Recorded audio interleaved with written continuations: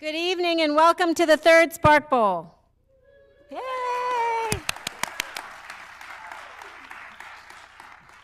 And welcome to Delaware Valley University. And for those of you watching on live stream, also, we're thrilled that you decided to join us even from your homes. My name is Tanya Casas. I'm the Dean of the School of Business and Humanities here at the university. Spark Bowl is the outcome of a unique and innovative cooperation between the Central Bucks Chamber of Commerce and the Department of Business and Information Management here at the university. This cooperation serves not only the Bucks County business community, but our students as well. The finalists competing this evening have worked together with an advisor from Del Val Small Business and Entrepreneurship Center and with a student team. This collaboration provides our students with the real opportunity to see firsthand some of the planning and problem solving that young businesses confront. The Spark Bowl is a great example of what we do best here at the university, experiential education. So it's now my honor to introduce you to Dr. Ben Rusolowski, President of Delaware Valley University.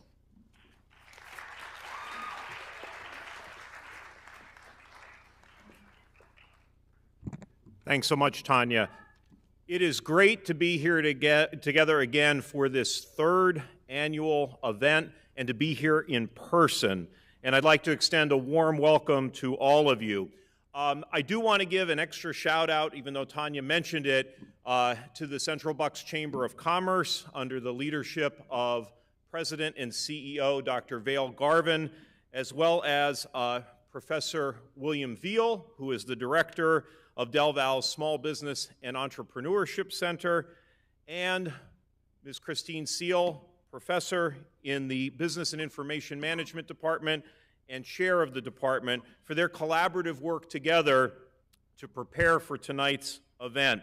I'm especially grateful to Dr. Garvin for her partnership on this and many other important initiatives between the Chamber and Del Val over the years. For those of you who know me well, relationships are very important to me and very important to Del Val, and the relationship that Del Val has with the Chamber, and in particular with Dr. Garvin, is so important and valuable to us, to our faculty, our staff, and our students. I'd also like to thank Bill Schutt for the time and talents he contributes to this worthy event. Bill is a former trustee here at Del Val and a longtime friend of Del Val and me personally. The Small Business and Entrepreneurship Center is part of our School of Business and Humanities. And this event, the Spark Bowl, is an excellent example of Del Val's philosophy, as Tanya mentioned, of science with practice, or as I like to say, knowledge by doing. I'm also happy to share that the Small Business and Entrepreneurship Center now has a home here on our campus in the Aaron Building, which is located right next to the President's House. And certainly Tanya, Bill, and Christine have been champions for that endeavor. And it's a historic building. It was built in 1900. And as you hear it mentioned on campus, people will tell you that it was part of our dairy in the early years of the institution. Well, I can assure all of you it has been transformed to meet the needs of our community, both internally and externally, in supporting the Small Business and Entrepreneurship Center, our students, and the greater Central Bucks community.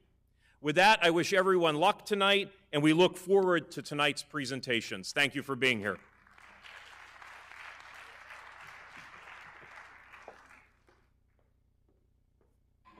Thank you very much, Dr. Ben. I'm now happy to introduce Dr. Vail Garvin, again, as you learn, President and CEO of the Central Bucks Chamber of Commerce.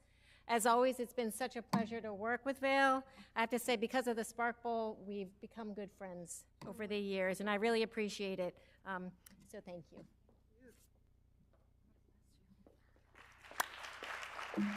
Hello, everybody. Welcome to our third year of Spark Bowl, and I'm so excited to welcome you all here on behalf of the Central Bucks Chamber of Commerce.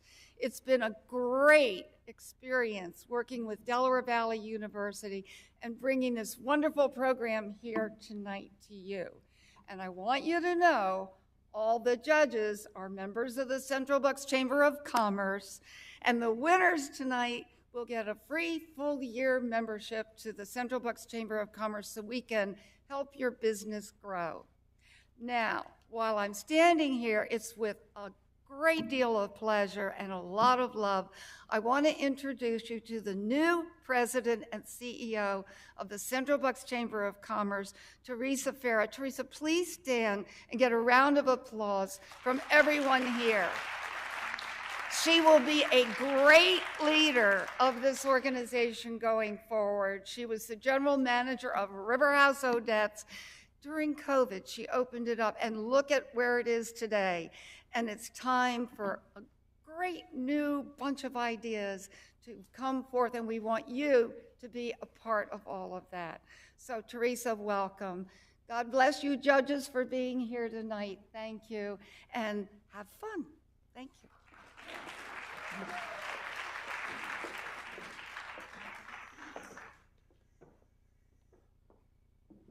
Thank you, Dr. Garvin. I now want to introduce another real champion of the Spark Bowl event. It is thanks to his tireless support that we've been able to realize this third Spark Bowl. Mr. William Schutt is a former member of the Board of Trustees here at the university and is an honorary degree recipient as well. He is also an honorary director of the Central Bucks Chamber of Commerce. We're truly grateful for his leadership and his desire to cultivate innovation in our local community and in our university. Lucky for our contestants, he's also serving as one of the judges tonight. So I'm happy to invite Mr. Schutt to introduce the judges. Thank you.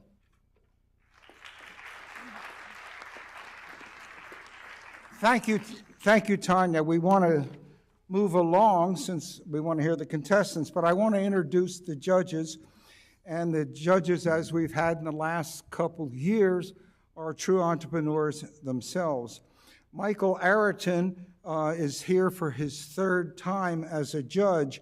He is president and CEO of Sterling Drive Ventures, and among other things, they own the Rodon Group, a manufacturer of injection molded products used in over 100 industries around the world.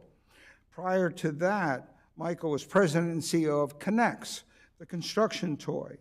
Now, Michael's involved in a number of nonprofits throughout the Delaware Valley, a true entrepreneur and one of the smartest people I've ever met. Meredith Rourke is here, and she is the director of commercial real estate lending for Fulton Bank's 5-state area. Her team manages $4.5 billion with a B, loan portfolio. She obviously knows businesses. She's an active volunteer with many philanthropic organizations in the Philadelphia area. Sue Lonergan from Fulton had been here for 2 years. Sue was going to do it tonight, and Meredith graciously stepped in because Sue is getting Businesswoman of the Year award tonight in Philadelphia. So it's the kind of people that we've been able to attract. And Zane Moore is the president and CEO of the YMCA of Bucks County, Pennsylvania, and Hunterdon County, New Jersey. Under his leadership, 4 Bucks County YMCAs merged, and they then again merged with Hunterdon County, New Jersey YMCA. Zane was in business before he came to the YMCA, and as a true entrepreneur with a nonprofit, he has taken that organization from $10 million a year to over $30 million a year, run a $30 million capital campaign. So an entrepreneur isn't necessarily just in private business. An entrepreneur is inside of organizations and with nonprofits. So we're very happy to have them there, have all of them with us. And I'm there. You can read my bio. It's in the program. One thing I wanted to point out, when we have the winners do get cash prizes. The student teams assigned to the first, second, and third place also get cash prizes. So it's unique, and we see a lot of enthusiasm, and thank Bill and Stephen for all that they do inside of Del Val. So thank you, and let's have some fun.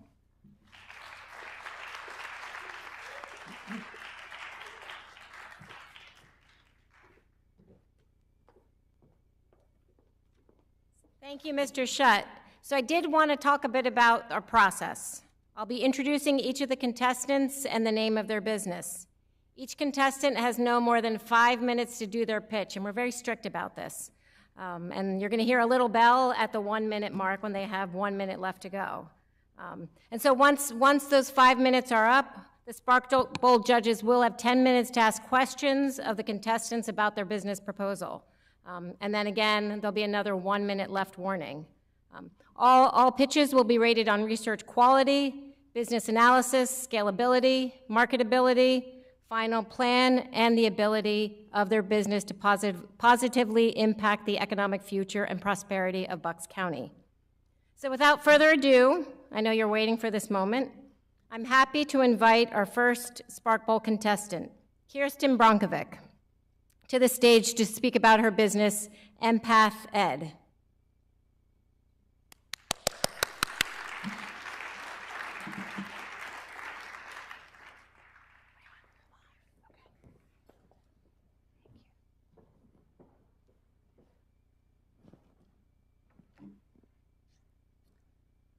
Good evening.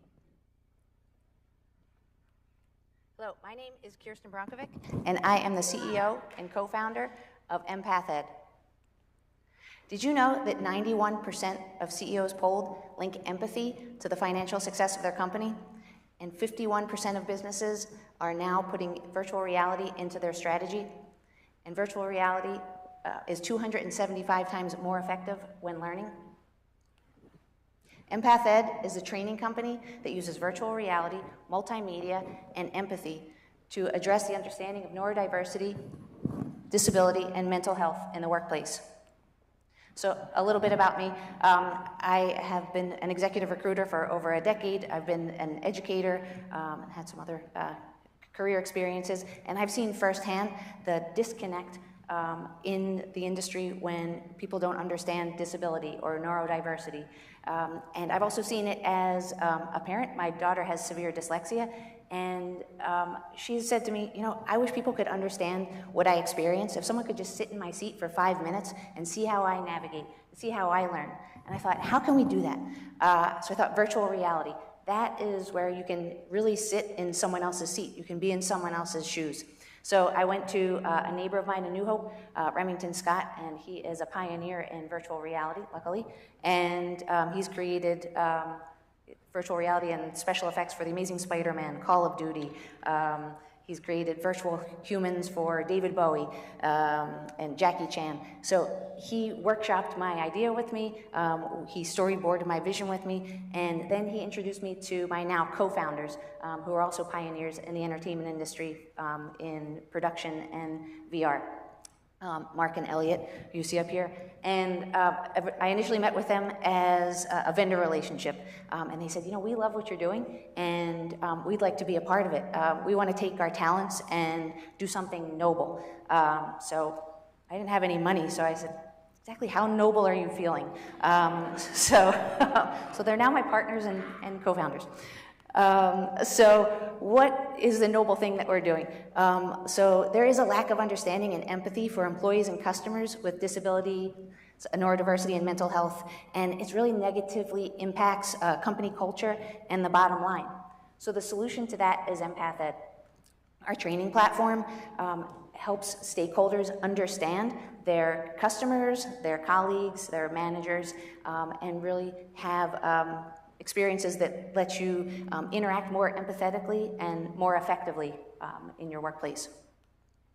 So why does this work? It's short form. So short form mitigates cognitive overload, and immersive experiences are really the true empathy machine. And we also make it accessible. You can access it on a laptop, a phone, mobile device, a VR headset, and we can also do installations. So we've already cut our teeth in the education market, and we've demonstrated impact, and now we want to move the needle in corporate America. So we have several partners and strategic partners. We've also gotten an investment from the Bucks County Industrial Development Authority through Bucks Built. The market size by 2026, corporate training is going to reach over $400 billion, and diversity and inclusion training is going to hit the $15 billion mark. So this is probably the most interesting slide. Disability is the highest minoritized population in the United States.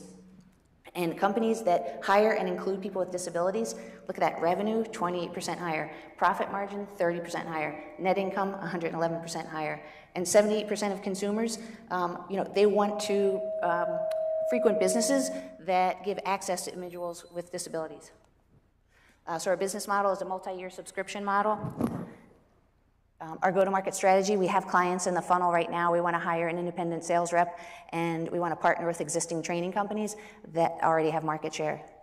Projections, in 2023, we see ourselves at 1.2 in gross revenue, and by 2025, you can see the growth is tremendous. Our use of funds, when we get them tonight, thanks. We will use them for a conference. We've actually been asked to present as an expert panel at the Learning Disabilities Association of America International Conference, and we also want to market in Bucks County because we want our companies in Bucks County to be more successful, more inclusive. We have a pretty high-powered team, and we have a really expert advisory board, so we ask you to come along and be an empath.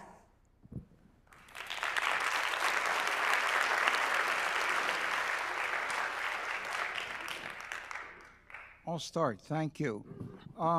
Thanks. Do you have any revenue right now?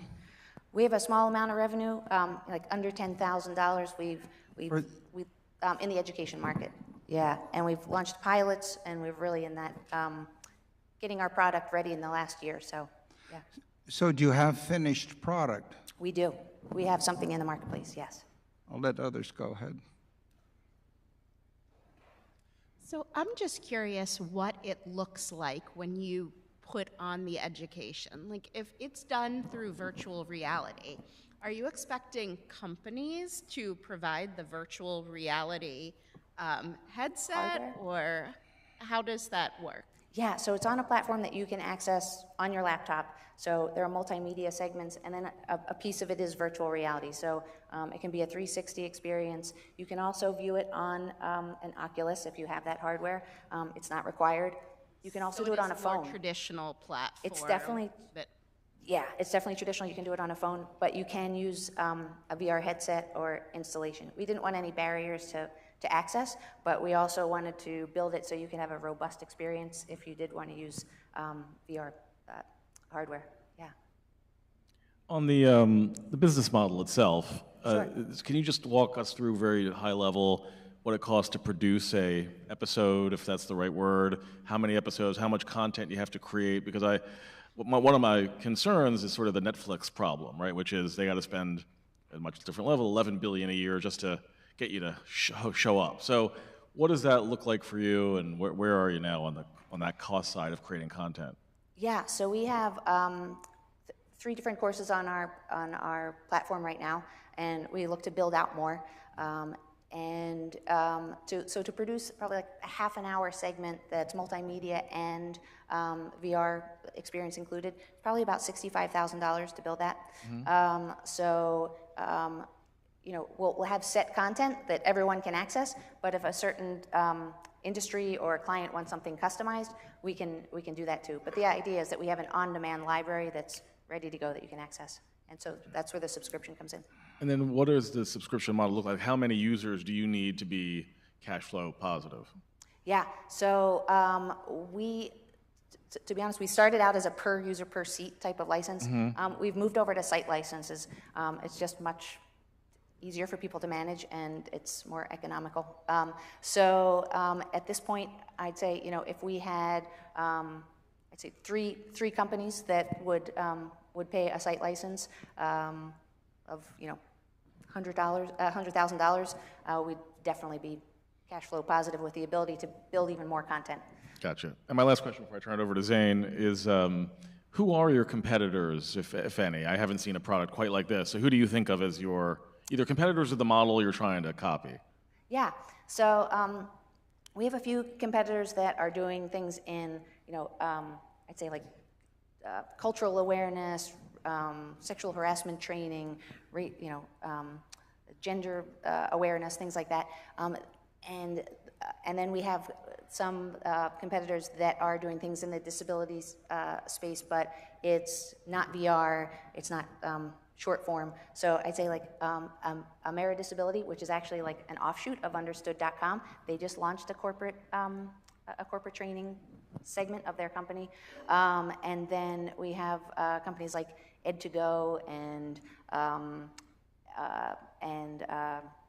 there's another company that's kind of newer, that Athena. So, but none of them do exactly what we do. We're the only one that's doing the content that we do and the method that we do it.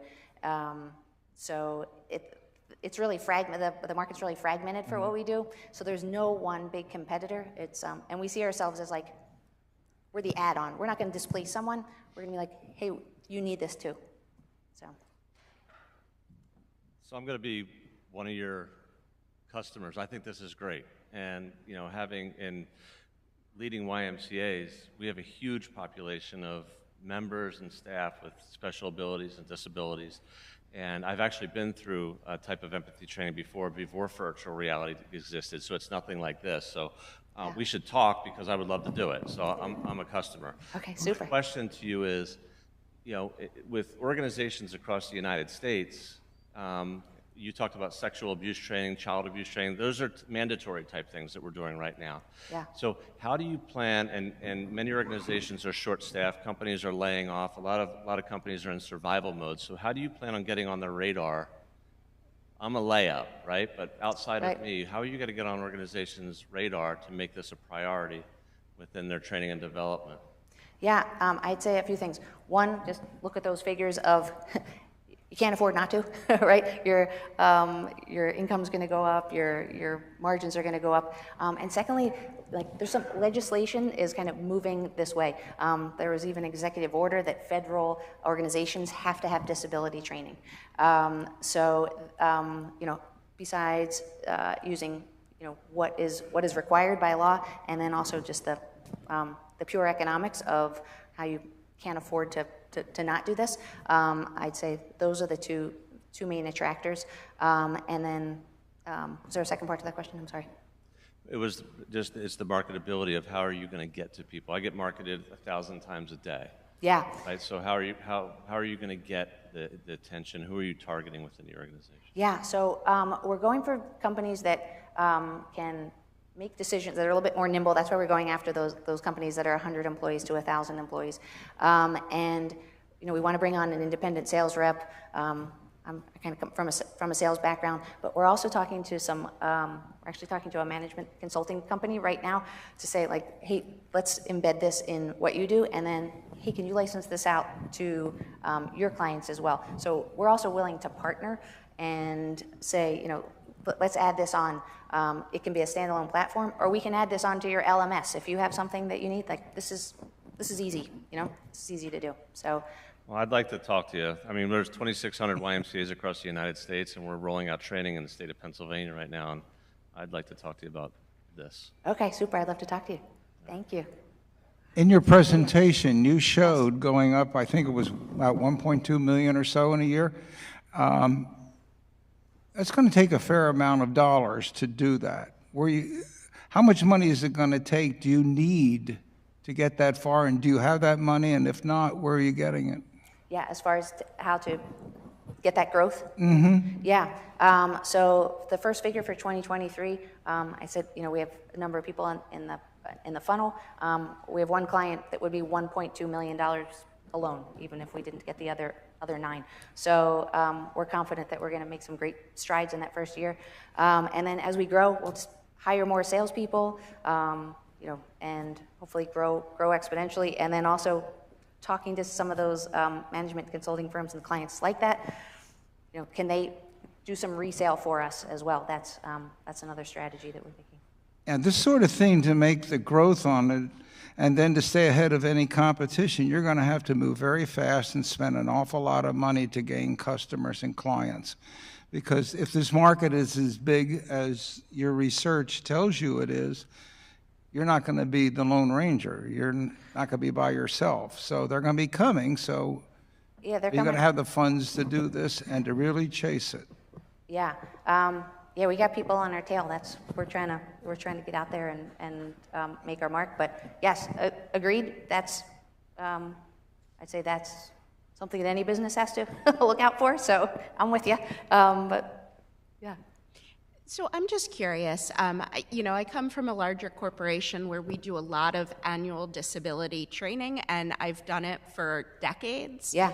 And I have a hard time seeing a corporation that's already investing in disability training to have multiple providers, each addressing a narrow part of the disability segment. So have you thought about adding on more traditional disability training so you can displace the current providers? Yes, yeah. Besides, I mean, the VR piece, that's definitely a differentiator. But in the course, we also have, what is the disability? How does it present? What are, good practices? So there is a lot of standard training that we have, but our differentiator is we also have VR. Physical disabilities Correct. as well. Yep, physical disabilities, and then things like dyslexia, ADHD, anxiety, depression, autism spectrum. Those are some of the things that aren't really being captured right now in disability training.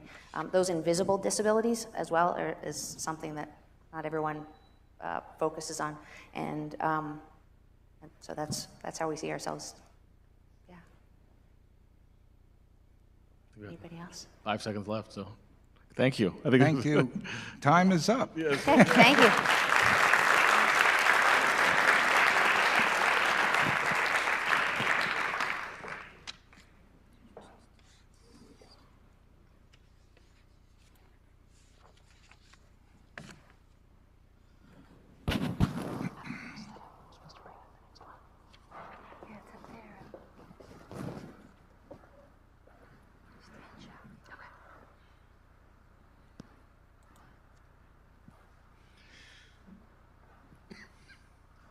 Just close this one.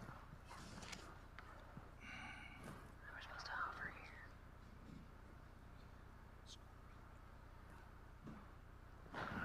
I can't see that.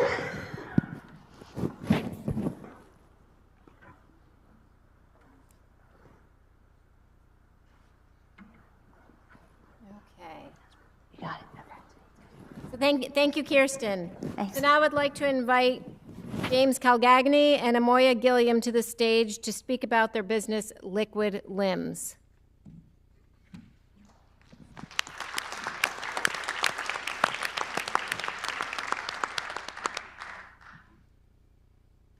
Excuse me. Hello.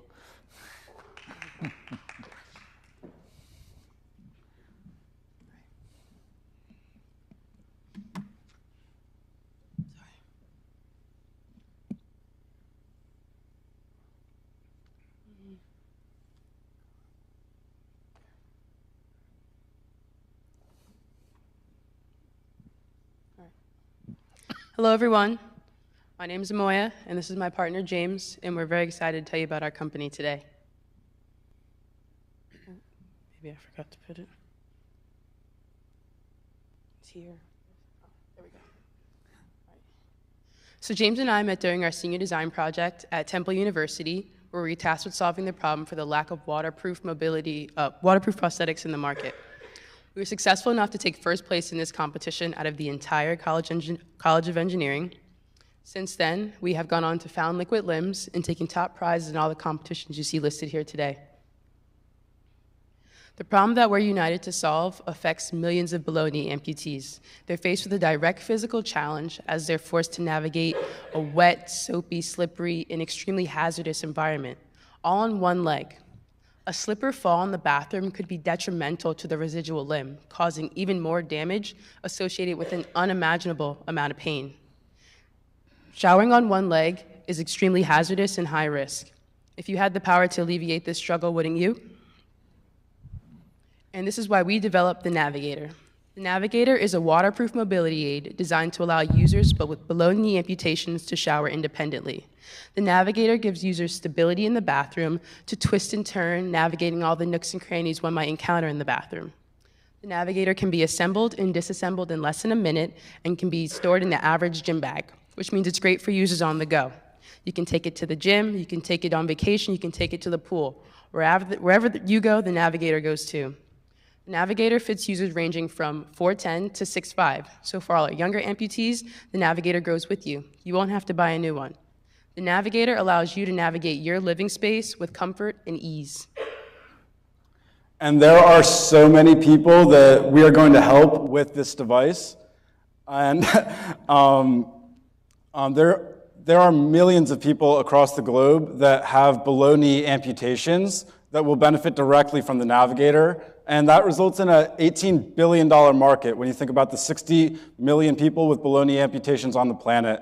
And we're focused here in the United States. And if we capture just 5% of the US market, that's $15 million. But we're really focused on helping people in the community. And the amputee community is actually expanding. It's expected to almost double by the year 2050. And while we want to capture this large global market, we're focused here on our local community in Bucks County. I'm actually from Yardley, and we're working with a group called Salute to Service based out of Newtown, PA.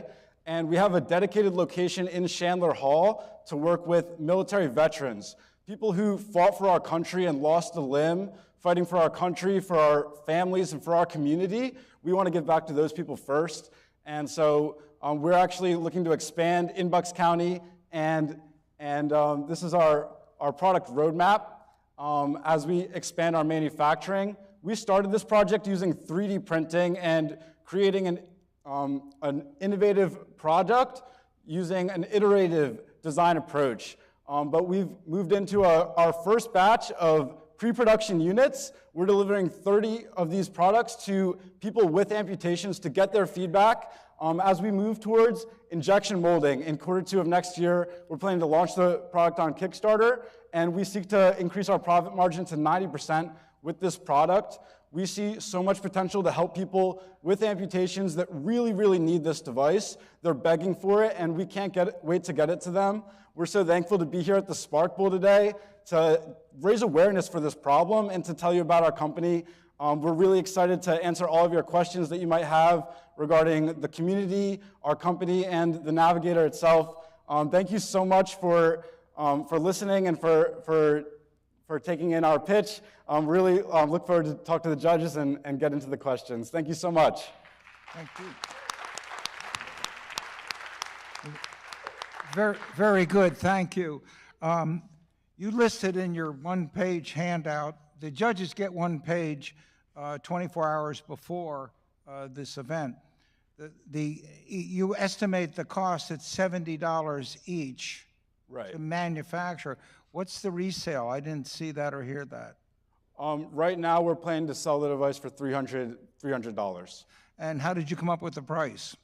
The price is based on our user testing and similar products in the market. And we see it as a very affordable price for people in the amputee community, and that's how we came up with the price. Especially if you only have to buy it once. That's great. Right. You have not sold any, but you have some out on test? We've had 10 users use the device, and we've had over 100 interviews with people that really want to get their hands on this. Right now, we just need help with funding to create more units so we can get them in the hands of people to really get that finalized version. And just one final, when you mentioned funding, what funding do you have now? Do you have money? You want to answer that? Yeah, so like I listed on the earlier slide, we've taken top prizes in a couple competitions to allow us to raise some money. But as we would hope to get about 30 units out before the end of the year, we're hoping to acquire more funding to upscale that. Go ahead. Well, okay, I'll go. I happen to own an injection molding company, so I have a few questions, but I won't do them all. But I'm just curious about. First, just the competitive product. You mentioned there's competitive products. So what is competing, and what's the pricing of what is considered competitive? There is nothing on the market that's solving this problem and helping people with lower limb amputations to stand in the shower. Products that people with amputations use are like shower chairs. The one competitor I was referencing in that answer is the iWalk, is another knee crutch device. But they don't help with the shower. It's actually geared towards people with leg injuries, which we see as a much larger market we can go after in the future. But our target is with the amputee community and specifically standing in the shower. So we don't see a lot of competitors, and we have patents pending on this designed to protect our intellectual property against competition. And are they design patents or utility patents or both? Both design and utility, and we also just filed our PCT application to protect us in the international countries we can go into in the future. Gotcha. And did you guys design the logo and pick the name of the product? Yes. The logo is actually a trident, you can see, and combined with our product, we really see our products as tridents, a symbol of empowerment, something that a god would use, really, right? And we don't see our product as a replacement for a crutch or a cane. This is something that is a tool that people can have in their war chest, and we really want them to have this design. And the octopus limb, she loves to talk about the octopus limb. Yeah, the octopus limb kind of symbolizes how octopi can regenerate, and we see ourselves as giving people their limb back, similar to octopus regrowing it. We're that new extension for them. Very cool. So I just want to follow up quickly on the thing about the manufacturing process then. So do you anticipate the weight being lower than it is now, the same? Like how much safety testing do you have to do to get this to be sold? Right. Right now, the device is under 5 pounds, which is less than the average prosthetic device. Okay. And so we don't see the weight as an issue. It's a very lightweight product. So we don't see that as an issue. And the FDA, I'll let Moy answer that. So we're getting into FDA testing. We're learning that we don't require much. We just kind of want to register with the FDA so that we can add that to our bucket list. And then that will also allow us to hopefully one day have insurance cover a portion of the costs for our users when they're buying our device. Gotcha. Thank you. So I think I'm going to come up with a lot of partners tonight because I've got wet locker rooms all over. There you go. We're ready. Buying everything. You're good. Yeah. And I'll tell you, dealing with amputees is a challenge. And we've actually spent a lot of money designing our locker rooms accordingly to deal with amputees. And no matter what we do, it's still no good. We use the chairs, but getting from one point to another is always a challenge. So I love this, and I'd love to. I'm already sitting thinking how I can buy 10 of them and rent them out at the front desk of the. That's Y. easy. I'll make them for the you. YMCA, that would be a great place to have this product. We actually designed it. We mentioned to be compactable, so you can take all of these pieces apart and put it into a small bag and take it with you. That's something that people with amputations indicated was really important to them because they know their bathroom at home. But when they're in a locker room, they don't want to sit on the floor in the, I won't say about the YMCA, but the unsanitary conditions in a locker room or in a hotel. They want to be able to stand like everybody else. So that's definitely a use case for on our this. locker room floors either. Don't worry. My question for you is, how are you going to handle distribution? You mentioned $300 per unit, which I think is extremely reasonable, but even with some people, that's going to be a lofty cost. Is it something you anticipate being covered under insurance that they can pay for that way? And do you plan on the idea of, is it something that can be used by multiple users, or is it a single-use type of thing? So we do plan to work with having insurance cover a portion of the costs with helps of reaching all ranges of people. And the device can be used by multiple people. This what you see here, it can come off and come on and be washed as needed. So someone in the YMCA, you could give them a fresh one every day, wash the load at the end of the night, or just buy new ones as needed. So that's also an option for this. Yeah, and I would love to add on with the with the distribution. We would also love to go with direct to consumer as our primary pathway for this. There's a really large, engaged, and connected community of amputees online that like to share the unique aspects of amputee life They use hashtags like hashtag amputee and hashtag amputee life to talk about the unique struggles that they face. So we've been great connecting with them online, and they really want this product. So that's our main distribution pathway.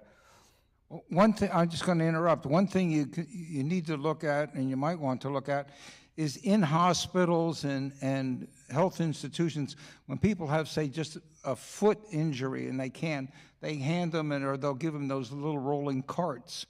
And that would be a customer of yours, because then the insurance pays for it, they hand it to them, they don't charge, the charges go on insurance or someplace else.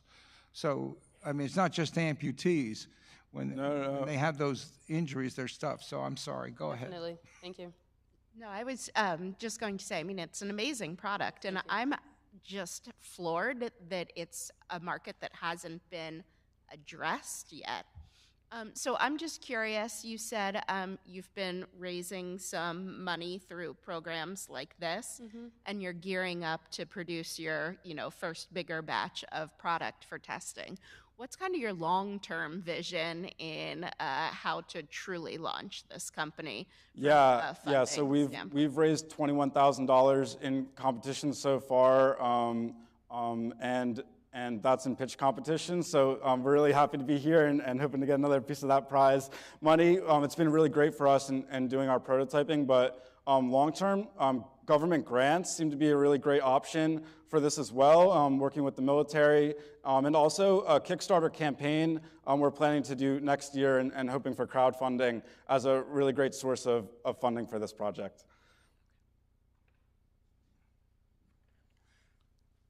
Any more questions? We'd love to answer the questions. Yeah, well, do you have? Yeah, I think one of the things you will want to look at is how you're going to get this to market, and it's going to be costly, and it takes hard work doing it. And so you have several different channels, and there are manufacturers reps. There's all kinds of reps out there, and I've used those over the years to help you build it. But have you thought that through? How you're going to get it to the first market where you get the first million? Always goal is the first million. Yeah, we're definitely planning to get this into by Q2 of next year into an injection molded facility and get this out there as quickly as possible. Have you looked in and know what the cost is for getting the molds and all? Because my company did injection molding. We've just started, and we're definitely going to have a conversation with you after this. We'll figure it out together. Okay. I mean, I can't let Zane buy everything. I know we have 20 seconds left. Does anybody in your team have, when you say direct-to-consumer, e-commerce expertise and build out a website and that those kind of things? Is that what you mean by direct-to-consumer? We actually just launched our website, and our Instagram is Liquid Limbs Family, and actually directly we've engaged with a lot of the influencers in the space, and so there's hundreds of thousands of followers of these people, and thank you so much, and please check us out, Liquid Limbs. Thank you so much, everybody. Bakeability. How do you do it? How do you leave? I don't know how to leave.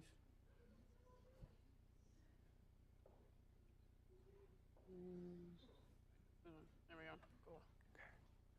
Thank you, Tanya. Good job, James and Amoya.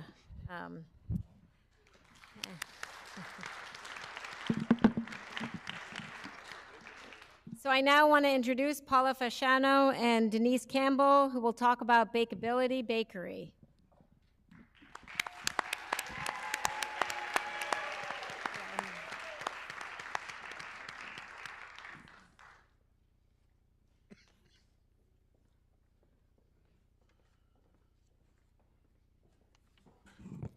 Good evening.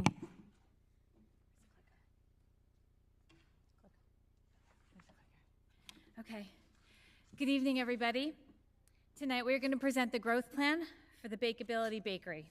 My name is Paula Fasciano, and I'm the owner of this wonderful enterprise whose goal is to solve unemployment among the disabled population.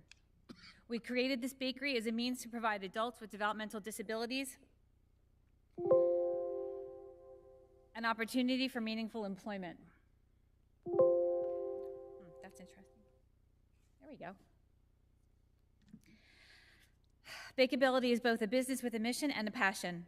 We are very proud of our partnership we have established this year with Delaware Valley University and the SBEC. Hi, my name is Denise Campbell, and I'm one of the bakery managers. Why we're here today, unemployment among those with special needs is approximately 85%, according to Forbes as recently as 2021. Bakeability provides meaningful training and employment to a grossly underserved and highly unemployed community, which is adults with developmental disabilities over the age of 21. We have found that this employee population is trainable, they're eager, loyal, and want nothing more than to feel like they are making both an impact and contribution in their local community. In just Bucks County alone, there are over 4,000 adults, of which 85% are mostly likely unemployed. And these numbers are very conservative because there's also a pipeline of those under 18 that will eventually become adults. After the age of 21, there's a drastic drop in services as the K through 12 system, which provides services for this population, will end, and parents are forced to figure out how to navigate the waiver system and fight for services for their adult children who cannot fight for themselves. So here's our bakery journey at a glance. Our journey reflects the duality of the bakery. We are mission-based, trying to solve unemployment and teach them life skills. Our employees love coming to work, earning a paycheck, and understand how valuable they are. We are also viable and profitable. Our results speak to our success. Operationally, we are honored to be the Best of Philly 2022 mission-based bakery. Financially, we have solid data metrics for 2021 and 2022. And regarding our personnel, we have created the Recipe for Life program that was born this year. Our financial story shows solid financial tracking with 2 years of financial history plus projections for the remainder of 2022 and 2023. It reflects projected results when our growth plan is executed successfully. Our key driver is revenue growth in the institutional sales channel. The net operating income reflects a cost to get there. Our learnings and actions reflect our game plan. Many thanks to everybody who's helped us up to this point along the way. As I mentioned, we created the Recipe for Life program. This is a structured program which includes a training program where we're able to track our staff's progress. It's not only a mission, it's a passion. Initially, it's a volunteer effort. Parents are current job coaches with some certified in food safety, but we are hoping to evolve or are evolving to a more structured process with metrics. We currently have 19 employees on staff. We have associations and partnerships. We're currently working with Central Bucks School District, New Hope Solebury School District. They come in and volunteer during the week. We're in talks with Council Rock School District to sell our items in their cafe run by specially abled adults. We also work with the Next Step program. We have worked with them within their Explore programs. We also sell our treats at Music Mountain Theater and Roxy Ballet. They're selling our cookies at their concession stands. We just achieved nonprofit tax status for the Recipe of Life program. Our next steps. The bakery and the Recipe for Life program are symbiotic. Should we win tonight, monies will be used to invest in our growth plan for marketing, sales, and training, not to defray operating expenses. This mission requires both business savvy and a heart. We hope to be able to hire a job coach or two after we increase revenue. Excuse me. We expect continuous improvement in both business and program. We hope to share our program with others looking to start their own business and use our training program as their model. We feel it can be applied to other based businesses. Bakeability, making a difference, one bite at a time. Can I ask those of you whose lives have been impacted by this bakery to please stand and cheer for yourselves? Okay, thank you.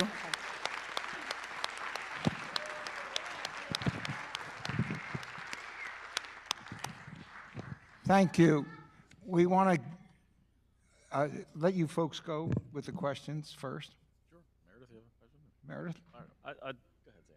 So I'd love to ask you a few questions. I love what you guys are doing, and we are addressing also I hate to keep doing this, but Life After 21 at the Y. I see a lot of my members up there in your group. I'd love to see that. And We love the we Y. actually have some cafes, and every time we've tried to staff it with an organization like yours, they've backed out at the last minute. We won't do that. I know. I want to know why do you think that's been? And the question I have for you is a challenge. How are you handling it? Might be wage and fair wage. What's your structure like for that? So all our employees they earn a wage, an hourly wage, and they also get tips at the end of their shift. We also have a strong volunteer base and their parents who are accompanying them at this time to their shifts. What we're trying to remedy is we're trying to take the parents away from accompanying their children to work and having a job coach with them so that they can be more independent. We'd like to pay the job coach, but we also have some unpaid volunteers that help us on That was my weekends. next question. Are your job coaches paid or they're volunteers? Not at the moment. We're hoping to get to a point where that's a viable option for us. Right now, everyone is doing it out of the goodness of their heart and volunteering. Okay.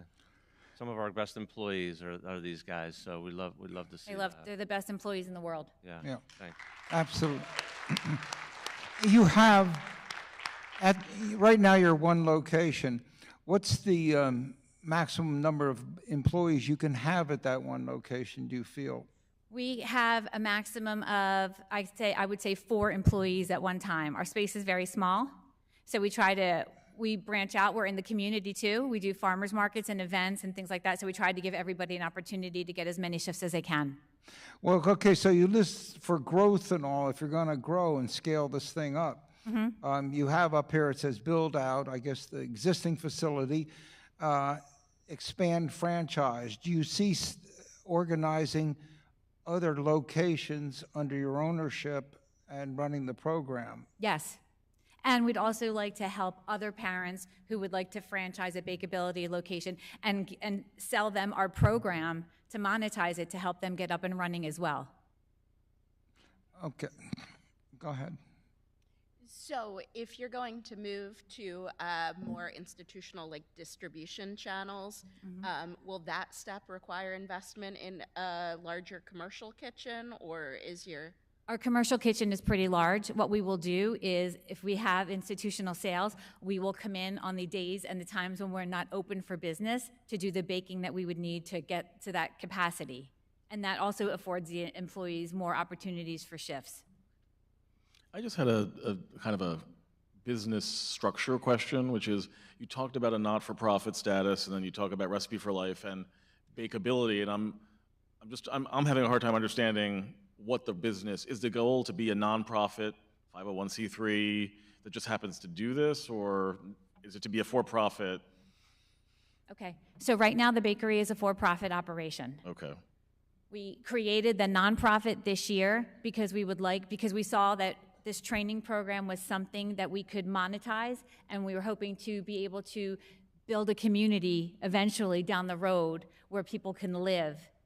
We envision a community where there's residential on the upper floors and commercial on the bottom, where we could have ability-based businesses where these people could be working. So we needed a nonprofit vehicle to be able to fundraise and apply for grants and things like that. But the bakery in and of itself is an LLC. It's a for-profit business. Gotcha. So if I could just expand on that for a sec then. So, because that was going to be my next question anyway. So when you look out over the next 5 years, is your vision the bakery is a piece of an entire new, I'm going to say Special Olympics kind of on steroids kind of approach? Or like I'm just trying to wrap my head around what's the analogy? We also, we were very close to purchasing a consignment business. In my mind, there are other businesses which are ability-based that could be under the Recipe for Life program. The bakery is one business, but not every adult with special needs can be around food. Right. Because, there's gag reflexes, there's smells, there's all different kinds of things. So we are looking at retail, clothing, we're looking at animals, babysitting, that kind of things that we could employ these adults with that doesn't have to do with food. Gotcha. I mean, I know we've used sheltered workshops in the past to do light assembly for some of our products. Have you guys looked at those facilities? Is that a version of what this No, that's recipe- kind of, those things are being phased out by the state and organizations because I believe as a parent of 2, with special needs that they can do more. Okay. It's good that you want to get into other businesses, but right now you're doing a little over 100,000 a year. Is that right? Yes. So I would suggest that you need to stay and build and focus on what you have right now and Yes. build that up to where you're at $250,000 or $500,000 a year. Opportunities will show up in front of you and it'll be tempting to chase them. Yes. But I think if you have a formula here and your recipe for life program works, and is it unique? And if it is, then you need to push that. Yes. Thank you. We believe so too. How are you, I'm assuming you're working with state agencies, federal agencies on funding to help subsidize? We don't. Okay. Have you considered that to help subsidize pay? Well, part of the reason that we're here is because of the frustration level in trying to access services for our children through the state, federal, and local level. So that's why we're here. We're not opposed to working with them. And I met someone here at Del Val through the event that was here in October, the Workforce and Economic Development Committee, and I've had meetings with them. They're going to try to help me build this job coach position and what that might look like and help me run the metrics for that. So we're not opposed to working with agencies. I don't want to be like a provider for an agency or something like that. No, I think what comes to my mind is wages are tough these days for anyone, and even minimum wage is driving up above. I can't find anyone that will work for less than $15 an hour today, even to sit in the lifeguard chair. It's going up. However,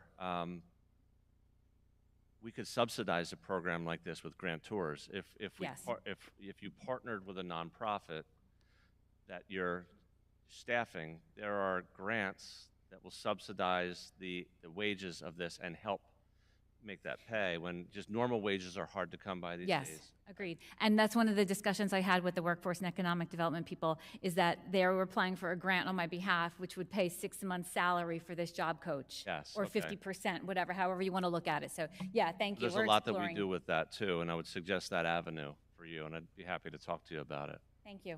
All right. What's the biggest both opportunity and challenge facing you over the next year? I think it's to get the institutional sales at a level where we can afford to pay the job coach. It's, we've got our foot in the door in a couple places, and we have a couple of small businesses who order from us consistently, but it's landing that first contract, that first guarantee where we know like we're on to something, and then how much can we rinse and repeat that? Thank you. What do those numbers look like for you in order to build the institutional sales to a point you can hire the job coach? So we're looking to increase our monthly revenues by between $3,500 and $4,500 a month. And we feel like our capacity, what we can bake and what we can do, we feel like we can do that. We just need the opportunity to do it. Okay. And is it you that is out there selling and trying to build these relationships? It's me, and it's this fierce army of parents that are sitting back there who come to work with their children who believe in this mission. I can never do this alone. Denise is my right hand. There are a host of parents that are here tonight that this bakery could not run without them.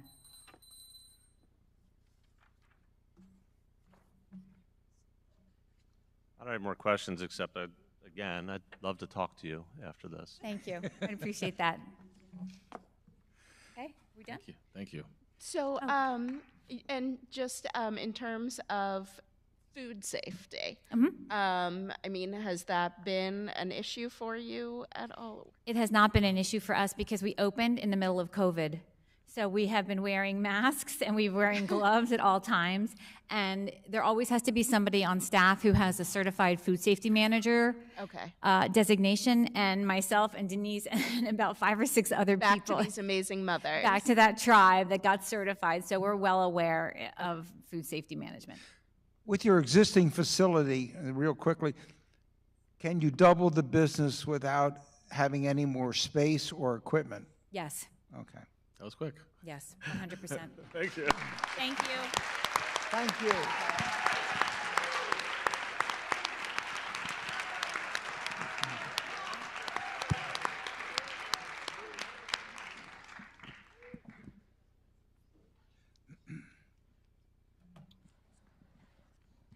Thank you, Paul and Denise. That was very inspirational. Okay.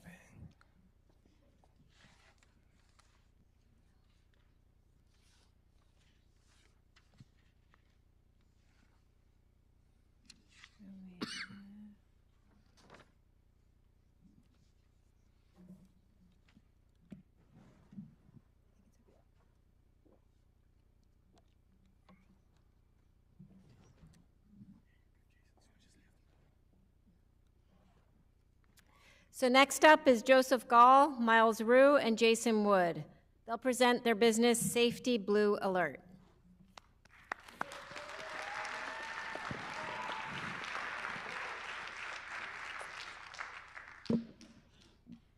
Good evening, audience.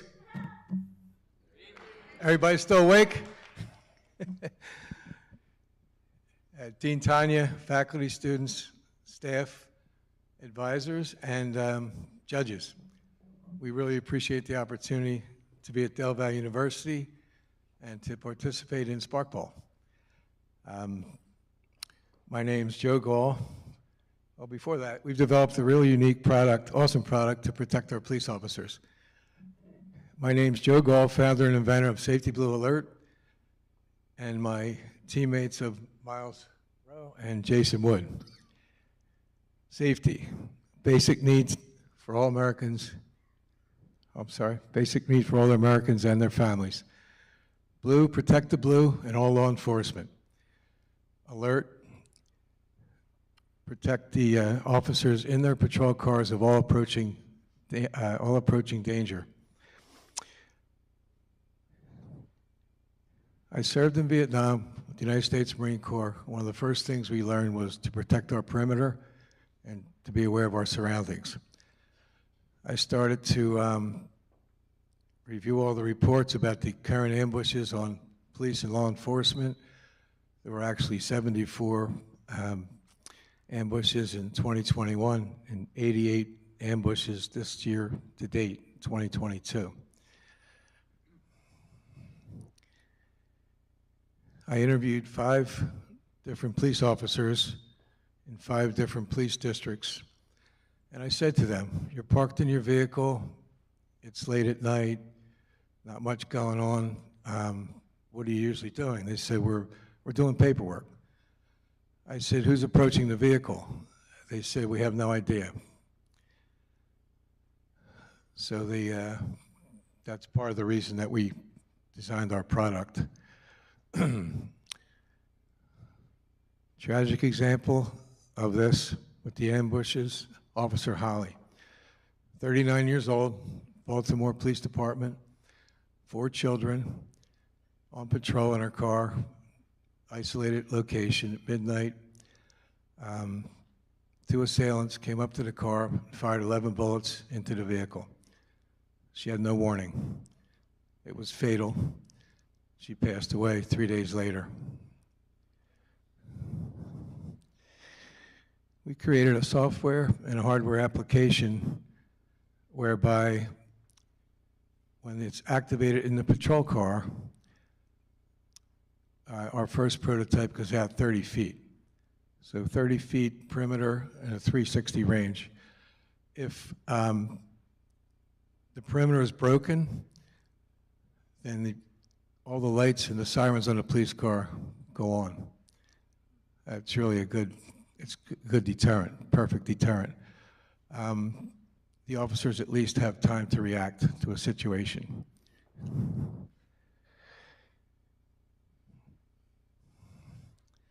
In Bucks County alone, there are 48 police departments, and in the United States, there's about 174,000 police departments with over 800,000 police vehicles.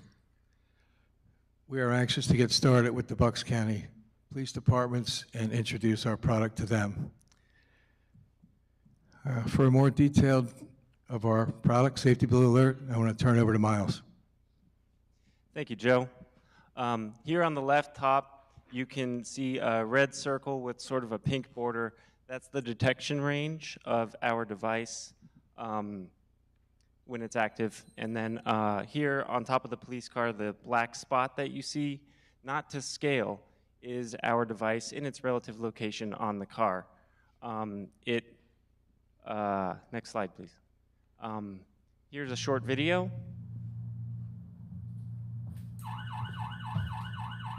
And essentially, that's how the device works. Jason walked into the room, the device detected the motion, and it activated the lights and sirens on the car. This is a breakdown for the first 500 units of our product. It's about $880 per unit. This is our 3-year sales goal for projected sales goals for the product and the business in general. And this is our go-to-market strategy. It involves our elected officials, social media, and increasing awareness through training and meeting with police departments and things like that.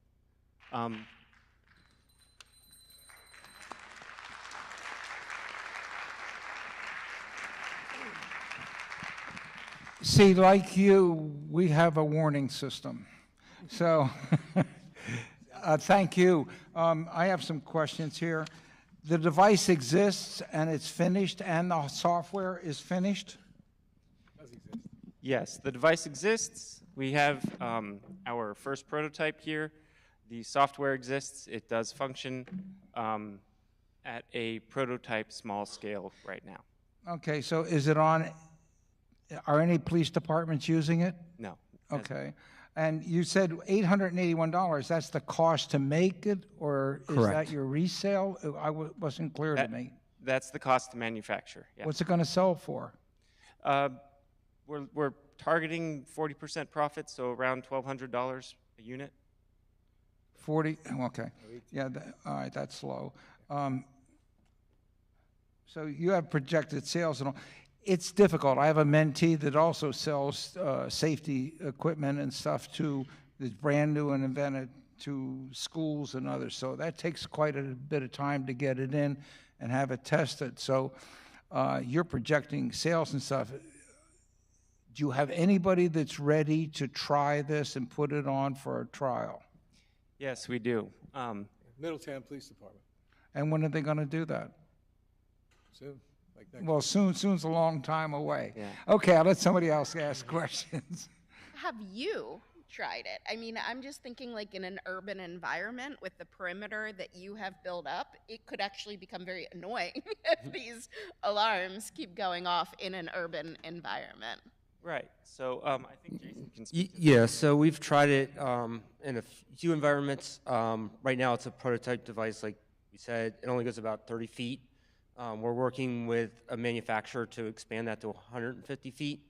And we're also looking into different injection molding people who will also make the device waterproof, which will enable us to do a lot more real-world testing than this device that we kind of have to be protective of. Right. So in terms of testing our device out, yes, we have. But to answer your question, I think more specifically, the software is designed to sort of learn its environment and calibrate itself to like regular white noise of the city, if you will, and then it recognizes things like footstep patterns approaching in a consistent manner and stuff like that.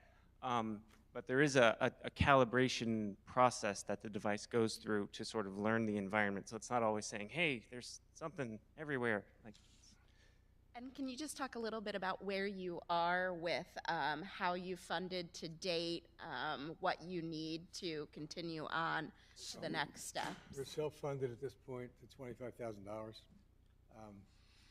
Actually, we're looking into a lot of grants. We're meeting with grant writers. In Pennsylvania alone, there's a $185 million grant program for law enforcement. I just had some questions about what exists today, because it strikes me that this feels like a Ring doorbell for cars, for lack of a better word. So, so why, if I'm a police officer, can't I just use my backup camera or put on a Ring on the back of my car for $30 and, not spend $2,000 as an example?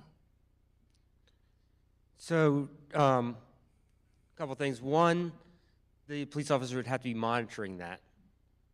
And a lot of times these police officers, in the interviews that Joe's done with them, they're sitting in their police car doing paperwork, not necessarily having the situational awareness they should have.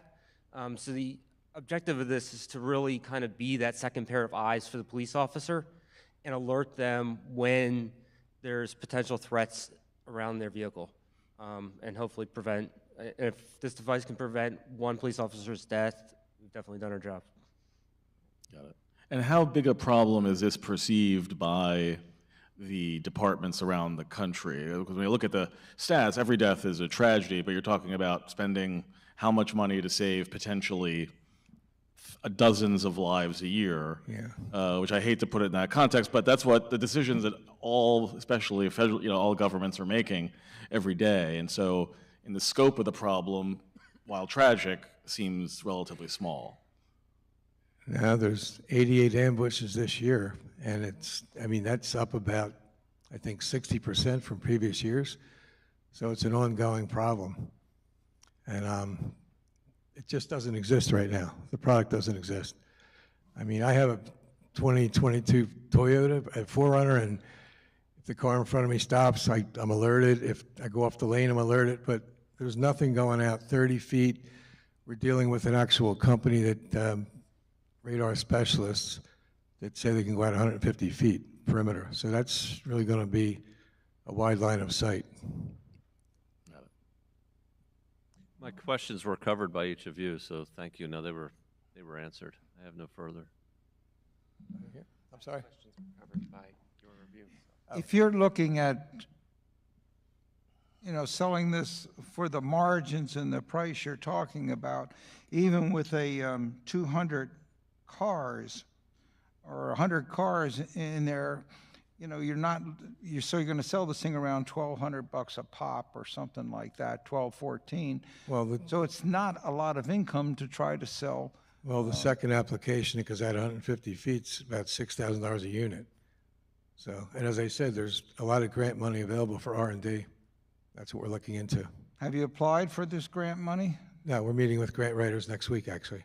So this is pretty much pre-production, pre-commercialization of it, so, at this point, right? Pre-production? Well, yeah, pre-production, yeah, you're right. Yeah. Okay. Yeah, it's addressing an issue that's not out there right now. I can see the need for it, and I can see probably there's ways to develop this and add-ons to it. For example, it could lock the doors. It could throw up a bulletproof shield. It could do other things. Well, I looked into the bulletproof. There are no bulletproof cars for the. Well, but I mean, police. I don't know. You know better than I do on that. That's about $30,000 a unit. Applications down the road that you can add to this, I'm sure. Have you thought of licensing the software for this and selling the hardware? Yeah. Well, we've applied for the patent. Oh, you've applied? Okay. Absolutely. Do you have any patents yet? Well, we applied for the non-provisional patent 9 months ago, and we applied for the provisional patent 30 days ago. And our patent attorney advised us that if you're over 65 applying for a patent, it's a 90-day review instead of 18 months. So we're looking to have a patent in January. Yeah, I have patents that can take 2 years, and that's okay. You would let it do that. It protects you. We're going 90 days. Good. So is this, back to my question about an urban environment, is this product going to appeal to all police departments, or is it primarily, are these ambushes happening in urban environments or also suburban and rural? Well, 3 weeks ago, 2 officers in Austin, Texas were in their patrol car. A guy came up and fired a shotgun through the passenger window. That was an urban setting.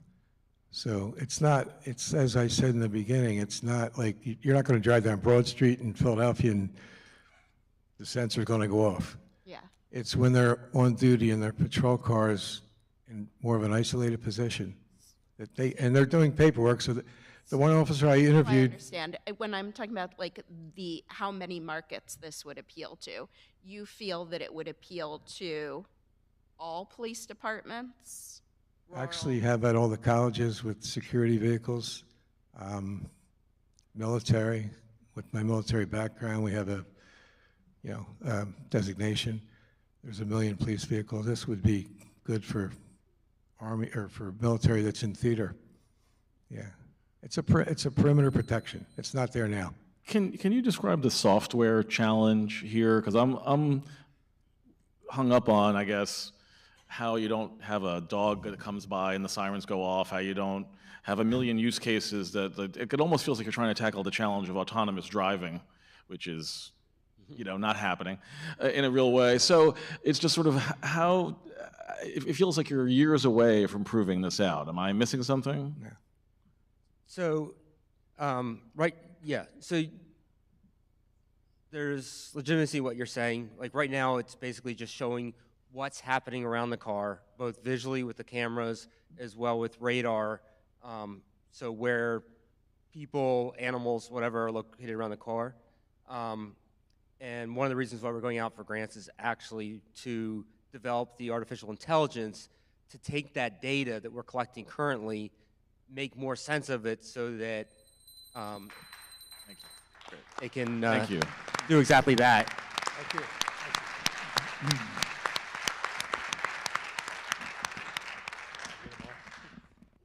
Thank you. Thanks a lot.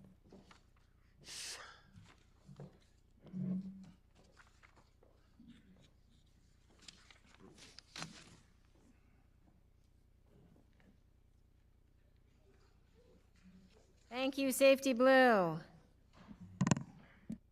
So our last Spark Bowl contestants are brothers Colby and Caleb Rush, but I'm not going to call them out quite yet because I have to get their slides ready.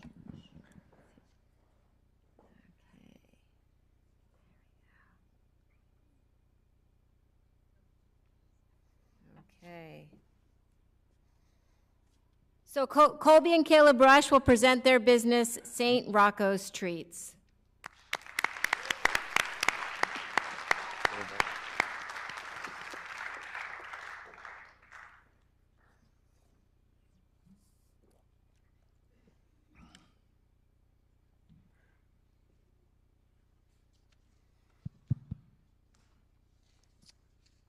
All right, hello, my name's Colby Rush. I'm the co-founder of St. Rocco's Treats, and I'm joined here today by my brother and co-founder, Caleb Rush. Good evening, everyone. To all of my dog lovers, do you find yourself visiting the vet more often or struggling to find that perfect product that your dog just loves and enjoys? Well, you're not alone. There's millions of Americans today trying to find solutions for that same thing. Dogs have transitioned from a pet to an integral part of the family, and the industry has lagged in this transition. Growing up, our father owned a mass manufacturing facility distributing treats across the nation. We saw firsthand how these products are mass-produced and made to stay fresh for 12 to 18 months.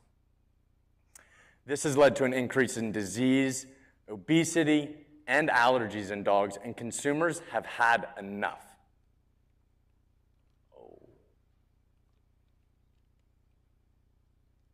Before we tell you about our solution, we're going to tell you a bit more about the industry today. The pet industry is built up of 5 layers. You have co-manufacturers, co-packers, distributors, brands, and retail stores that sell the products. All of these layers are being baked in to the prices that consumers are paying for their products. To succeed in the industry for decades, it was all about efficiency and cost cutting where possible. Unfortunately, a major way to cost cut was to lower ingredient and product quality. St. Rocco's was born to combat these industry norms. Starting in May of 2020, my brother and I prioritized your furry friends' long-term health and happiness. Today, we're doing this by fostering freshness, quality, and transparency through our gourmet dog kitchen in Bucks County. Our strategy separates us from competitors in 3 primary ways. First is quality. All of our products are human grade. We're not using any byproducts, fillers, or artificial preservatives. Second is freshness. All orders are freshly prepared. We're not pre-stocking orders for weeks or months like others in the industry. And then lastly is transparency. Any customer can visit a St. Rocco's kitchen and see our process from raw material to finished product. This transparency is something we're pioneering in the industry. Our kitchen fulfills orders from 4 revenue streams: our direct-to-consumer online website, our in-store retail space, our network of retail partners, and our weekly events. Colby and I started St. Rocco's with an investment of $1,500, and we have seen amazing traction and growth to date, which we're so grateful for. As of 3 months ago, the past 3 months, we made over $155,000 in sales and profited $30,000. This traction and growth is most attributable to our unit economics. So we sell 1 pound of St. Rocco's treats for $20, and we're able to generate a 60% margin on that pound. And what we're doing is we're reinvesting into growth and also value creation for our customers. This unit economic structure makes us very confident in our ability to continue growing and meet some of our projections. At the end of this 3rd fiscal year, May 2023, we're planning to reach $750,000 in annual sales. And by the end of our 5th fiscal year of May 2025, we hope to have 4 St. Rocco's kitchens and reach nearly $6 million in sales. So you may be wondering, how are we going to continue the freshness and quality that separates us right now as we scale up? This next slide is going to show you a bit about that. So as kitchen number 1 reaches capacity, we're going to construct a 2nd kitchen and split system-wide demand. This is going to allow us to reach capacity and spread capacity over and over, and it'll allow us to maintain that quality, transparency, and freshness as we scale and get larger. Our team is long-term focused. Colby excels at operations, product, and finance, while I have a passion for networking, PR, and wholesale growth. Our father, Keith Rush, is an expert product manufacturer. Samantha Henson is a 13-year pet nutritionist, and Dr. Jen is our amazing social media manager. We have received some media coverage to date, but we do think more is coming in the future as we have a lot more to disrupt in the large dog treat and food industry. And we're super grateful for the opportunity to be a part of this competition. If we were to win, we would be funding our online growth to meet more pet parents that are looking for the high quality products we provide, and we would be investing heavily into product development to create more and more value for our pet parents, and more importantly, their furry friends' long-term health and happiness. Thank you all. Thank you. It's really a cool concept, and you guys are certainly far along. I'll ask after how your dad feels about you throwing him under the bus, but in terms of your business model, the slide talked about landed costs, and I was under the impression that everything's made here. So what's landing? Where's it landing from? So the 60% margin that we're referencing there, that's going to be cost of goods and labor. But if a landed cost typically means something's coming in from China. Are you importing stuff? That's what I'm confused about. So what's in that 246? The 246 is going to be your labor and overhead. Got it. So it does not include our marketing or any product development costs. Got it. So it's all your raw costs to make the product, but everything's made here, sourced here. Oh, 100%, yeah. Got it. Okay. Yeah, sorry for the confusion. That's okay. And then, so my next question just related to that was, then labor is a challenge for everybody right now, just getting labor. I mean, maybe you do a partnership with Bakeability, but to get labor, but it's how much labor do you need? How much space do you need? Is this what's your vision out sort of over the next 5 years? Is it beyond the 4? Is it to go to 400, 40, et cetera? Just talk a little bit about that. There are a few parts of that question. So labor, we're figuring out the perfect mix of labor for a St. Rocco's kitchen. We believe it's going to be 4 full-time individuals who are working roughly 30 hours a week, and then some part-time help as demand increases, and that'll allow us to produce at capacity in a kitchen. The idea is to get really good at our craft of opening kitchens, so hopefully get close to 10 kitchens opened and owned wholly by us, and then the plan would be to expand rapidly into other communities that we think we could succeed at, like you had mentioned, 400. Gotcha. Is there anything proprietary about your formulas? Because clearly Chewy's trying to do this. A lot of other people are talking about, they're all organic, Blue, Buffalo, whatever it's called. And my sister-in-law just bought a dog, and she'd spend anything on her dog. So I get that there's a market there. But I always get worried about somebody likes this idea and then, runs over you guys before you can really establish yourselves.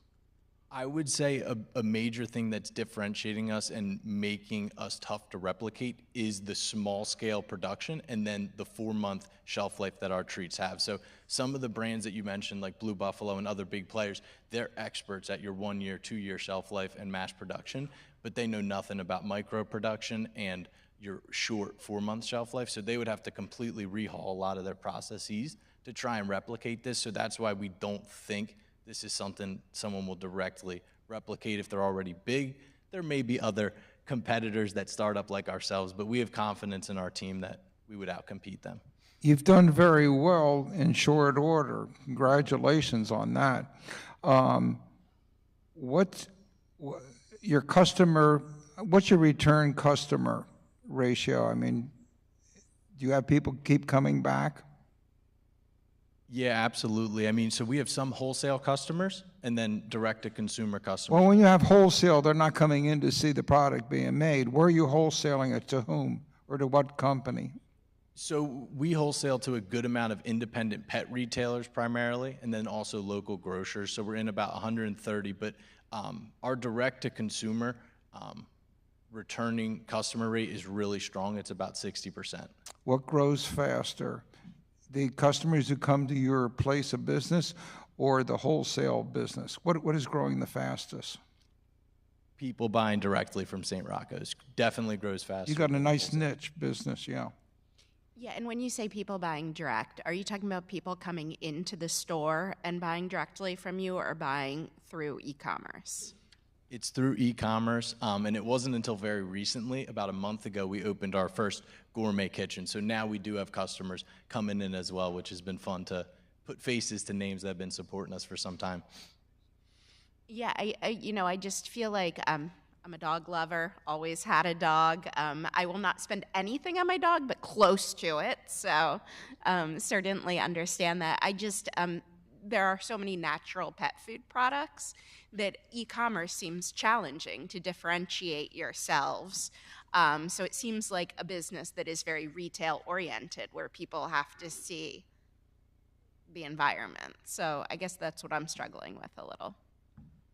Yeah, I think you bring up a good point that it is definitely a competitive industry, but Caleb and I and our team, we're focused on trying to be different every way we can. The kitchens are one way, our 5-ingredient recipes is another way, and then that shelf life point definitely, frustrates some in the industry because they like to have a longer shelf life that they can keep in their stores, but making it 4 months, it kind of adds on to like, hey, these are really fresh. There's nothing chemical about these. Focusing, I don't know if this broke, but just focusing really on the product. So you see companies like the Fresh Pet, they've done an amazing job, but as they scaled, they lost completely all the freshness. So we've had customers who I use it, don't tell me that. Whatever you're buying's fine, don't worry. We've had customers who, their dog, they come to us and they're like, we want to see how it works. It's just a completely different experience just by the reactions of their dog. And you are only in treats now. No, Yes, we do treats, meal enhancers, and then we also have a fresh frozen food. So I'm confused how you're going to scale this, and that's where I'm trying to get to. So as the other companies scaled large, the quality goes down. So scale goes up, quality goes down because you've got to maintain that freshness in your shipping. So you're trying to ship. You're not looking to be in the big boxes across the country because then the life on the shelf is going to go down, right? So I don't know why I have this image in my head, and correct me if I'm wrong, but there's this franchise called Nothing Bundt Cakes, and they're these little specialty bakeries, and they make their bundt cakes and they ship them out, and you go in and pick them up. And you mentioned doing different kitchens. Are you trying to profit locally off of each kitchen? Like, are you taking a kitchen and drawing a 30-mile radius out of it and saying we're going to profit from that kitchen? When that goes, we're going to open up another one in another market, and another one in another market, another market? Are you trying to cook and say we want to ship this to a larger market? I would say the first example that you described, where as we grow, more kitchens will sprout up. And so it's more like a local bakery concept that's focused towards dogs that can be franchised?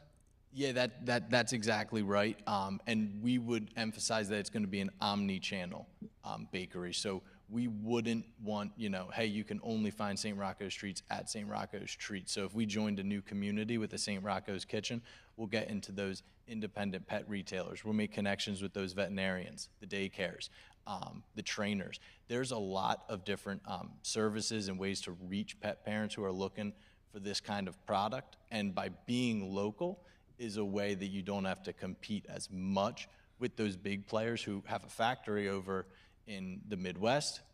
It's tough for them to compete when you've just planted a kitchen right in people's backyards. Maybe the most important question, who's Rocco?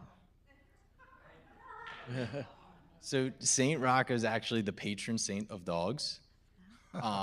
And we named it that because it was a pretty cool story. So St. Rocco was a doctor, and he actually became sick one day, and a dog came to his rescue, licked his wounds, fed him bread, and they remained friends for life. So we thought it was a really cool story about the love and loyalty of dogs. Great way to represent our human-grade, transparent kitchen. So I have a marketing question and then a logistics question. I'll do the logistics question first. Are you shipping this now direct to consumers? So are you using UPS or FedEx or, okay. And so does it require any kind of special, because I know some foods you buy all have to be dry ice packed and all that stuff and adds a lot to the cost of goods. Is that all embedded in here, the shipping costs? Yeah, for the treats, it's embedded in here. The fresh frozen food is something we're still figuring out, and it's something that we just utilize our own delivery drivers for to start. So it's just a real local market. Yep. Then the marketing question, since I think that you said that was you. So you're building a brand here around St. Rocco. What does that look like? What's the strategy? Where, how many users, not users, how many fans do you have now? How many fans do you have metrics around how many fans you want? Those kinds of things. Yeah, so right now, all of our growth marketing-wise has just been fully organic. We really wanted to gain those face-to-face customers. The biggest thing, so Instagram, we have around 3.4 thousand followers. Facebook, I'm around 1.2 thousand. 1.2 thousand subscribers. So that growth has been pretty good. Mm-hmm. Now more than ever, since the whole time we've been focused on the business model, now more than ever we're focused on messaging and really spreading the message. Thank you.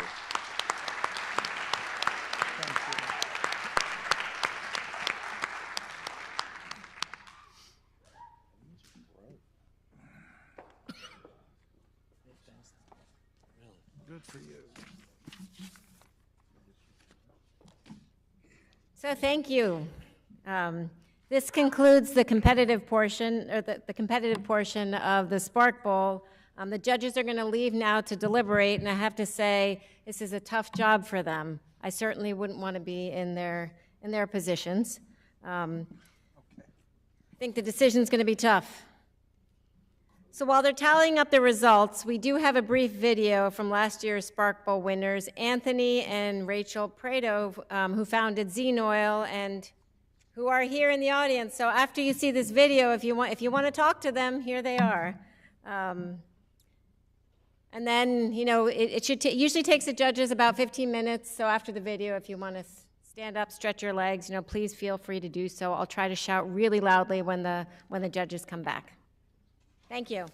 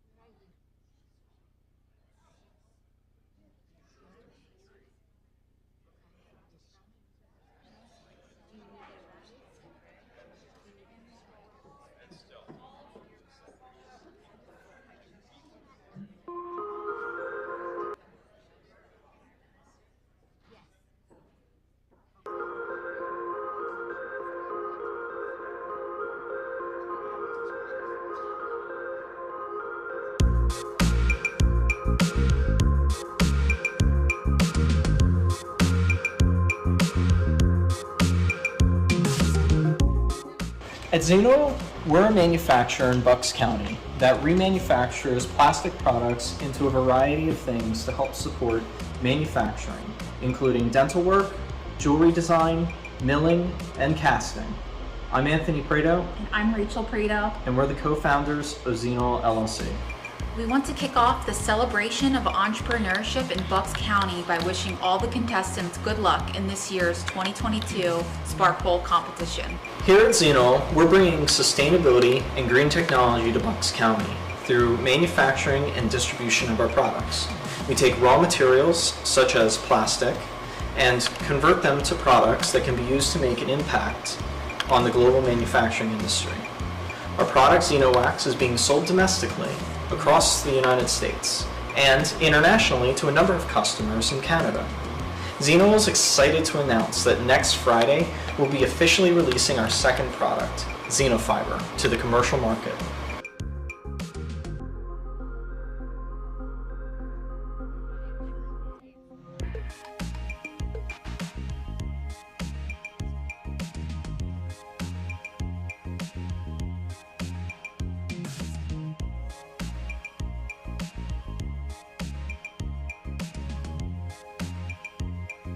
Spark Bowl has further strengthened our roots in Bucks County.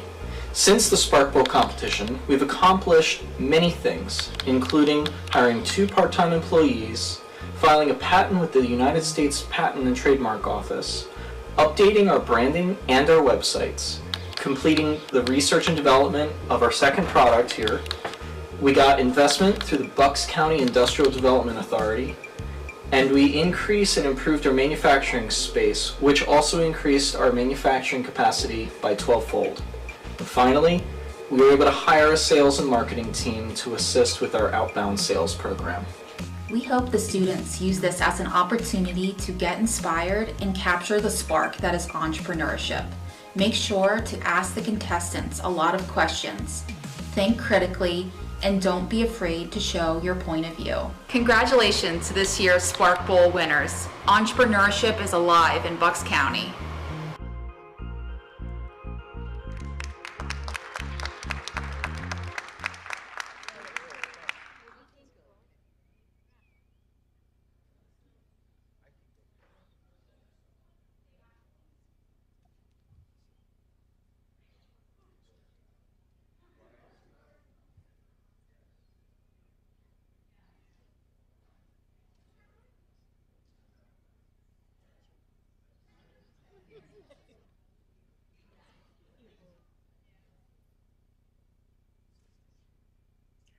Good evening, everybody. Going to give people a chance to get into the room here, but I'll start my general introductions that probably most of you are already quite familiar with. Welcome to our last One Health seminar of the semester. We do 6 seminars each semester, so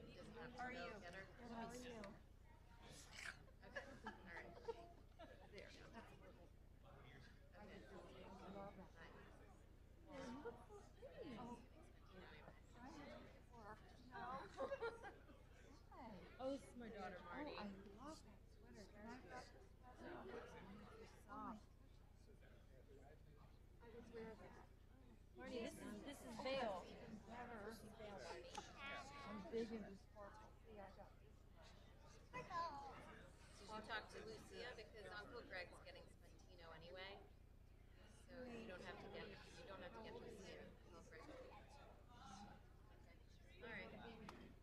All right. Bye bye.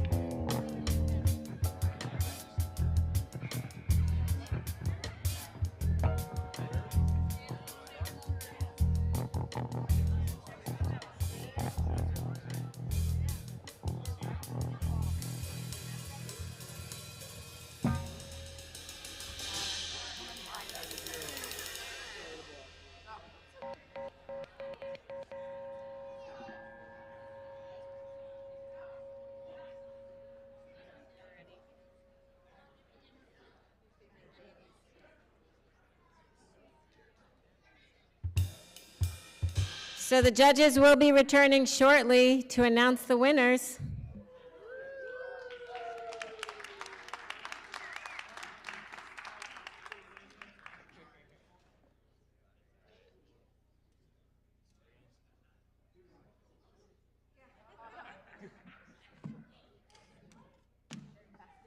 My real estate.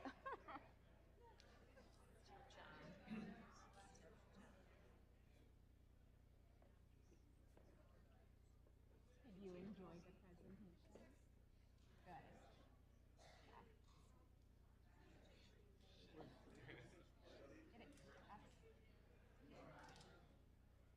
Believe me, addressing me, I'm not going to tell you who's going to win.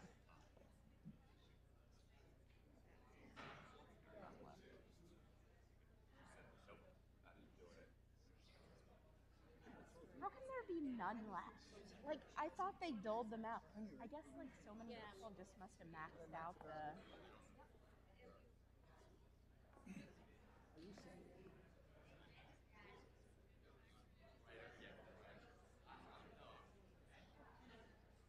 Do you think that's it? Oh.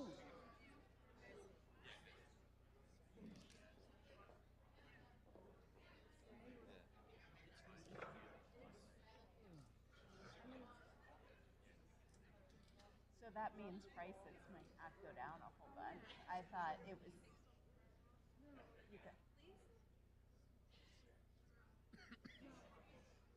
What drama. I think they just go for a bid. Yeah, we gotta talk YMCA. Yeah. We got so much going on business-wise. How is it that you've stayed off my board for so long? It'd be good maybe.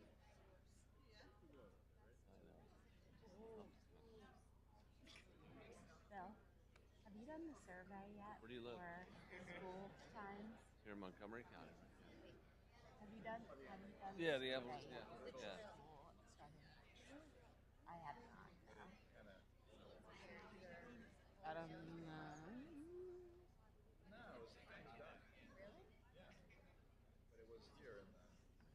November 22nd at 5 o'clock. Sure. Lose 80% of the business. Just an adventure. When it says S. First round, no, because we didn't qualify. It was what, 500 and less employees, I think, the first round. Advise. No, they wouldn't do that. That makes sense.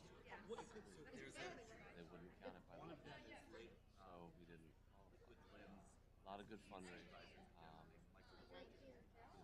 Make tough moves. Back up. We actually went into coming in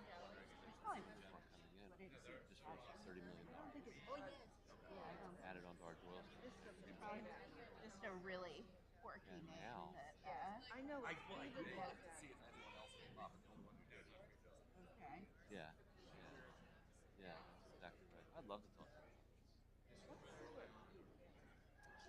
No, for you? So, in life or in business, or a little bit of both? So, yeah, so she went from being our regional president,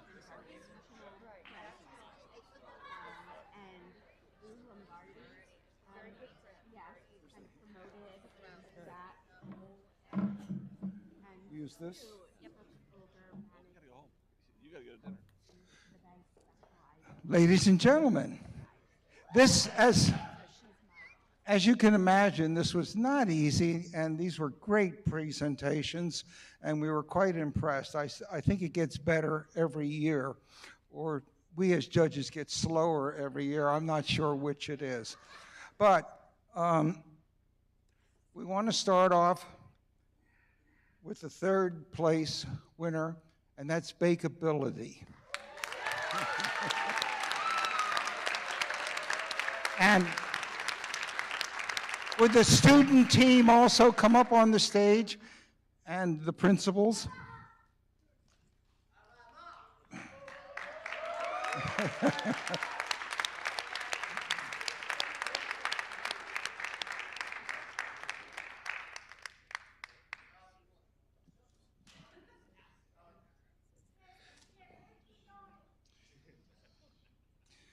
This is,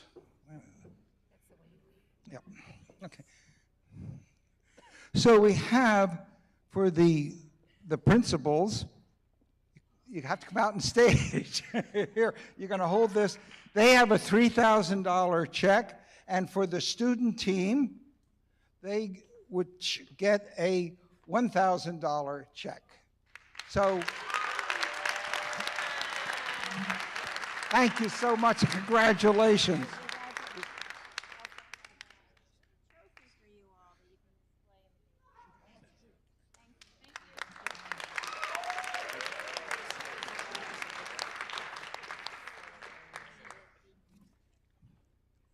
I would have been curious just to talk to the audience and see where you were, but then you'd probably influence me. So for the second prize, St. Rocco's Treat Shop. So,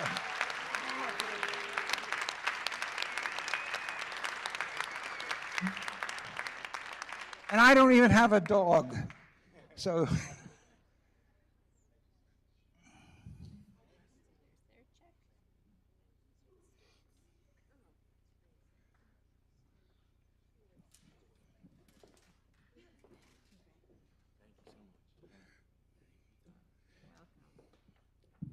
Congratulations. Thank you so much, sir.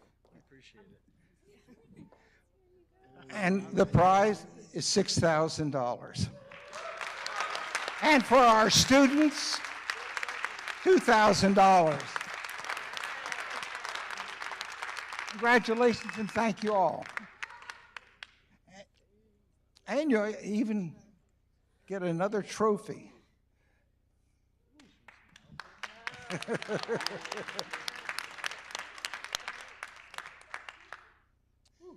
Way to go, guys. Thank you so much.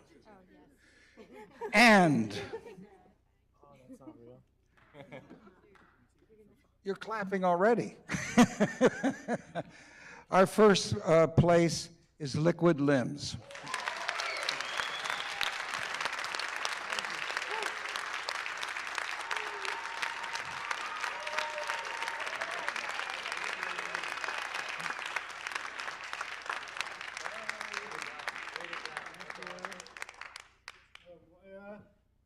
Thank you, everybody.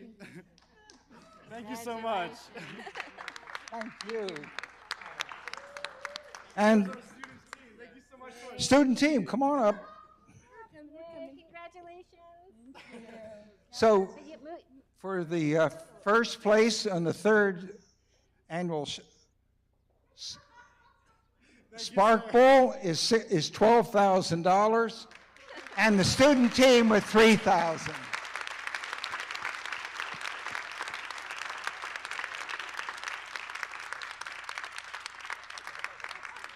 Congratulations, and we wish you all the best. And the prize money and all, and what we do here wouldn't be possible without the sponsors. So we appreciate it very much. And thank you to the judges. It was difficult with such good contestants. Okay. So congratulations to all our winners, and thank you. Thank you to both our student teams, our advisors. This was a really great show. Thank you to our Small Business and Entrepreneurship Center and all the advisors who participate in that. They worked really hard. They had to review. You know, prior to this set of pitches, there was also another set of pitches. So we had to, so we had to get down to 5 contestants. Thank you to our judges. We really appreciate all of your great questions each year. You keep the contestants on their toes, so that's important. And a big thank you and shout out to all our sponsors. This would not be possible without our sponsors. And if anyone's interested in being a sponsor, we would really appreciate it. It helps our community, it helps our students, and we're really grateful for all that you do for us. So thank you very much. And please, if you are interested in becoming a sponsor next year or in being a contestant next year, please feel free to reach out to me. And thank you to the Chamber, as always, for your partnership. Thank you, everyone. Have a wonderful evening.